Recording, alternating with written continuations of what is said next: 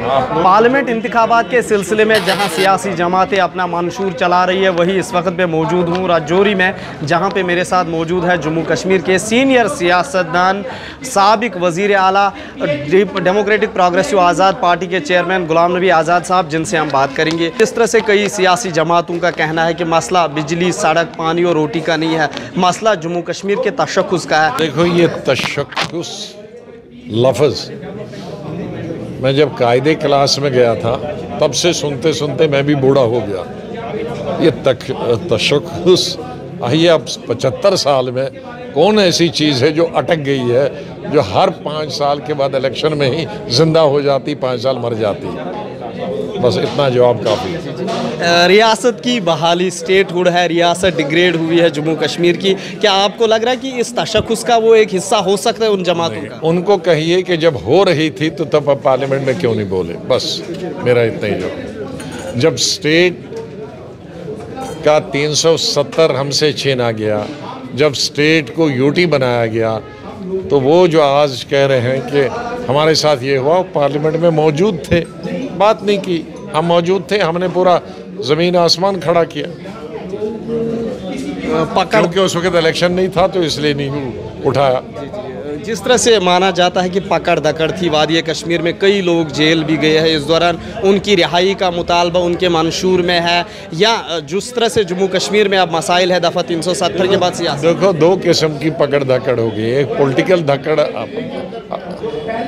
पकड़ धकड़ हो रही है और एक दूसरा पॉलिटिकल हो रही है, नहीं, ये नॉन पॉलिटिकल हो रही है, मिलिटेंसी रिलेटेड है।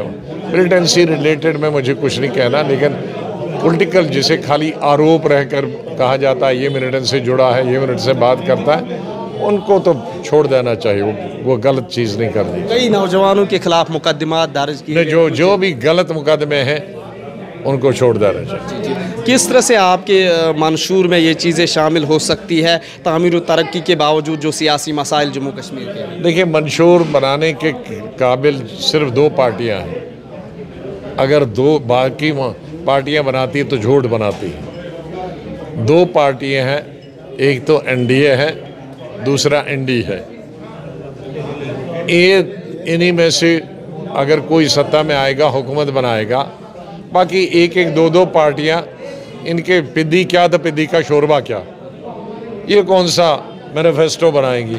न इनका कोई मंत्री बनना है, न प्रधानमंत्री बनना है। वो प्रधानमंत्री मैनिफेस्टो पार्टी जिसके पास 250 लोग जीत के आएंगे, हाँ, वो मैनिफेस्टो बनाएगा। जहाँ सीटें ही 4 हों और वो भी 4 आदमी को मिलेंगे तो वो क्या मैनिफेस्टो बनाएगा? यहाँ आप इंडिविजुअल मैनिफेस्टो बना सकते हैं। हमारा कैंडिडेट पार्लियामेंट में सोएगा नहीं।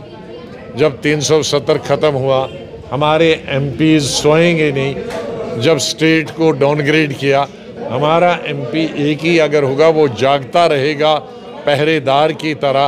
कोई भी हमारे स्टेट के पक्ष गलत जाएगी, उस पर हम बोलेंगे, उसकी निंदा करेंगे, उसको ठीक कराएंगे। आज़ाद साहब, वज़ीर आला के ओहदे पर आप यहाँ फाइज रहे, कितना कुछ फ़र्क आपको दिख रहा है कि कवानीन जो नए नाफिज किए जा रहे हैं जम्मू कश्मीर में, खासकर अब मरकज़ के ज़ैर इंतज़ाम इलाका जम्मू कश्मीर, अब जो चीफ मिनिस्टर बनेगा तो कितना कुछ मुख्तलिफ होगा वो उनके लिए? देखो, बहुत सारों की तो बिल्कुल ज़रूरत ही नहीं है, और बहुत सारी कानून तो जो ही आपने यूटी बनाई तो ऑटोमेटिकली लग जाता है। यूटी बनी नहीं तो यूटी के जितने भी कानून हैं पूरे हिंदुस्तान के, वो आपको लग जाएंगे ऑटोमेटिकली, बगैर नए बनाने के।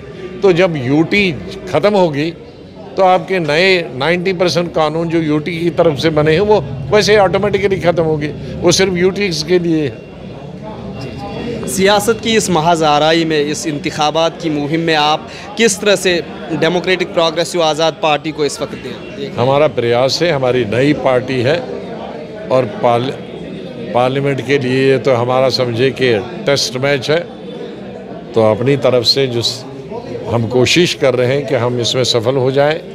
हमने 3 ही जगह से कैंडिडेट उठाए हैं, उसके कई कारण हैं। हमारे रिसोर्सेज आज तक जितने भी हम हैं, हमारे कैंडिडेट और हमारे वर्कर्स और हमारे लोकल लीडर्स अपने आप से काम कर रहे हैं। कोई ये नहीं कह सकता किसी को नया पैसा हमने दिया। हमारे रिसोर्स क्रंच है, आउटरीच अभी कम है, लोगों तक निशान पहुंचाना, ये तमाम चीज़ें हैं। ये इतना मुझे खुशी है, मैंने हिंदुस्तान में कई सैकड़ों पार्टियां बनते देखी, 10-10 साल तक उन पार्टियों का नाम ही नहीं होता था। ये अभी 1 साल पहले, 1.25 साल पहले रिकग्नाइज पार्टी हुई, तो मैं ये कह सकता हूँ कि हिंदुस्तान भर में लोग जानते हैं और जम्मू कश्मीर में जानते हैं। ये सबसे बड़ी उपलब्धि। बहुत बहुत शुक्रिया। ये थे हमारे साथ जम्मू कश्मीर के साबिक वज़ीर आला गुलाम नबी आज़ाद साहब, जिन्होंने कहा कि डेमोक्रेटिक प्रोग्रेसिव आज़ाद पार्टी एक नई पार्टी और इनकी तरफ से पहल की जा रही है कि जम्मू कश्मीर में ये तीनों उम्मीदवार इनके कामयाबी हासिल कर सके। ईटी बात तो दुगली मोहम्मद अशरफ।